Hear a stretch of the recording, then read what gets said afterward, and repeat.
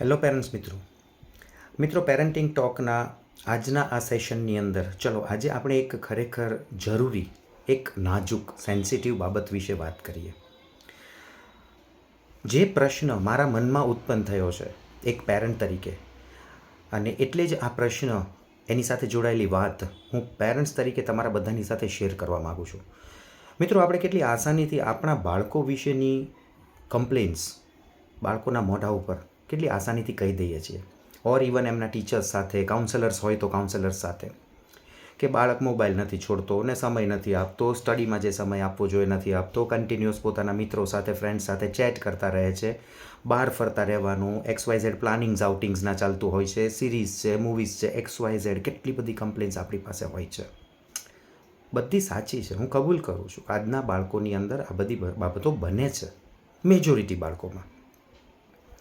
પરંતુ સાથે સાથે મને એક પ્રશ્ન એ પણ થયો કે શું પેરેન્ટ તરીકે આપણા તરફથી આપણા બાળકને જે સમય મળવો જોઈએ, સમય, હું અહીંયા કેર, કન્સર્ન, હૂંફ, લાગણી આ બધા મુદ્દા વિશે વાત કરવા માગતો જ નથી. એ બધા જ મુદ્દાઓ તો ત્યારે આવશે કે જ્યારે આપણે ખરેખર એક પ્રોપર સમય આપણે આપણા બાળકોને આપતા હશું.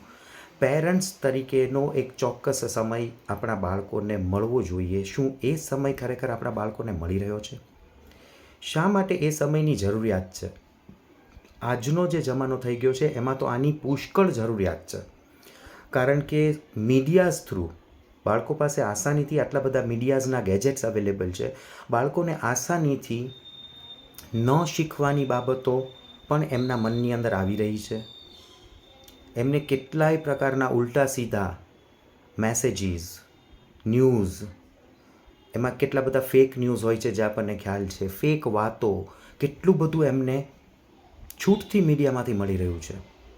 તો એમાંથી ખરેખર શું સાચું છે, શું ખોટું છે, શું સારું છે, શું ખરાબ છે, શું એમણે પોતાના જીવનમાં ઉતારવું જોઈએ, શું એમણે પોતાના જીવનમાંથી બાદ કરવાનું છે, આવી બધી બાબતો વિશેની, જેને આપણે કહી શકીએ કે વાસ્તવિક જીવન સાથે જોડાયેલી બાબતોની વાતો કરવા માટેનો સમય શું પેરેન્ટ્સ તરીકે આપણા તરફથી એમને આપવામાં આવી રહ્યો છે?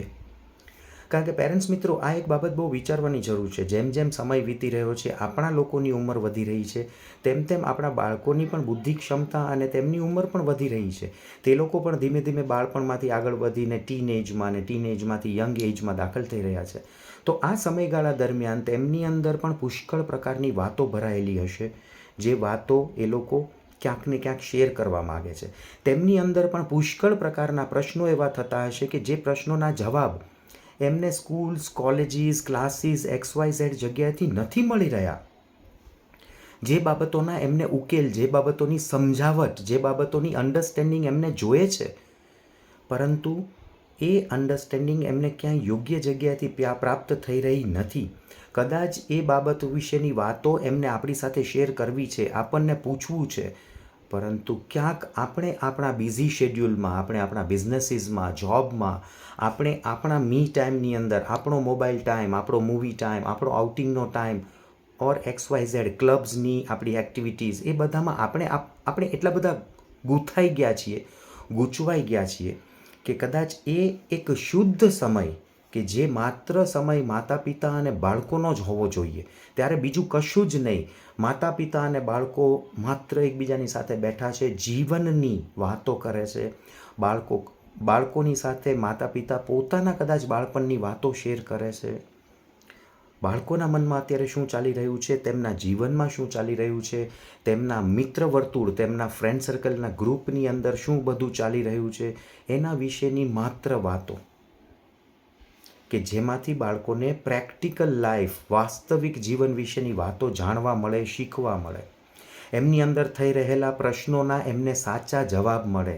કારણ કે પેરેન્ટ્સ મિત્રો, બિલીવ મી, એજ્યુકેશનલ સિસ્ટમની અંદર તો અત્યારે એવી પરિસ્થિતિ થઈ ગઈ છે કે બાળકોને પ્રશ્નો પૂછતા તો જાણે બંધ જ કરી દીધા છે. બાળકોને રોકી દેવામાં આવે છે પ્રશ્નો પૂછવામાંથી, કે જે વર્ક આપ્યું છે એ કરી લો, એક્સ્ટ્રા પ્રશ્નો પૂછવાની જરૂર નથી.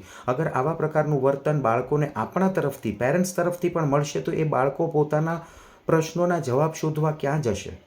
એ બાળકો પોતાની વાતો ક્યાં રજૂ કરશે. અને પછી કદાચ આપણે જ કમ્પ્લેન કરીએ છીએ કે બાળકો છે એ પોતાના ફ્રેન્ડ સર્કલ સાથે કન્ટિન્યુઅસ ચેટિંગમાં રહે છે, કારણ કે એમને બીજે ક્યાંયથી વાત કરવાનો મોકો નથી મળતો, એમને બીજે ક્યાંયથી પ્રશ્નોના જવાબ પ્રાપ્ત કરવાનો મોકો નથી મળતો, એટલે એ લોકો એમના ફ્રેન્ડ્સની સાથે વાતો કરતા રહે છે.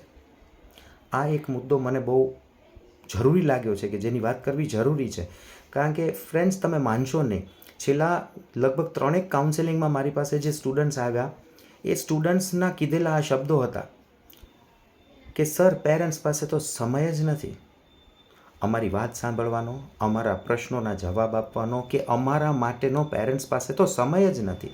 આપણે પેરેન્ટ્સ તરીકે એવું વિચારી લઈએ છીએ કે આપણે સ્કૂલ્સની ફી પે કરી દીધી, ક્લાસીસની ફીઝ આપી દીધી, બાળકોને એમની જરૂરિયાતના ખર્ચા માટેના પૈસા ને બધું આપી દીધું, આપણે એમને વ્હીકલ્સ આપી દીધા છે, ગાડીઓ આપી દીધી છે, એટલે આપણી જવાબદારી પૂરી થઈ ગઈ. આપણે ક્યાંક કદાચ આવું માનીને બેસી ગયા છીએ કે જેથી બાકીનું બધું તો સ્કૂલવાળા, કોલેજીસવાળા, ક્લાસીસવાળા સંભાળી લેશે. ના, સ્કૂલ, કોલેજીસ, ક્લાસીસવાળા એ લોકોને બુક્સની અંદર આપેલું જે બાબતો છે એના વિશે સમજાવશે. એમને વાસ્તવિક જીવન સાથે જોડાયેલા પ્રશ્નોના જવાબ માતા પિતા પાસેથી જ મળશે. એમને જે જીવન માટે જરૂરી સંસ્કારો છે તે માતા પિતા પાસેથી જ મળશે. તો શું એ બધી બાબતોની વાતચીતો છૂટથી થઈ શકે એ માટેનો સમય આપણે હરરોજ આપણા બાળકોને આપી રહ્યા છીએ? મને આ પ્રશ્ન થયો છે. હું પોતે આ પ્રશ્ન લઈને મારી જાત સાથે વાત કરી રહ્યો છું કે શું ખરેખર મારા તરફથી મારા બાળકને પૂરતો સમય અપાઈ રહ્યો છે કે નહીં. અને મારી તમારા બધાને પણ આ એક રિક્વેસ્ટ છે કે પ્લીઝ વિચારજો ચોક્કસ કે શું આવો ખરેખર family time, parents children time, શું આપણે પણ આપણા બાળકોને આપી રહ્યા છીએ? Please think about it.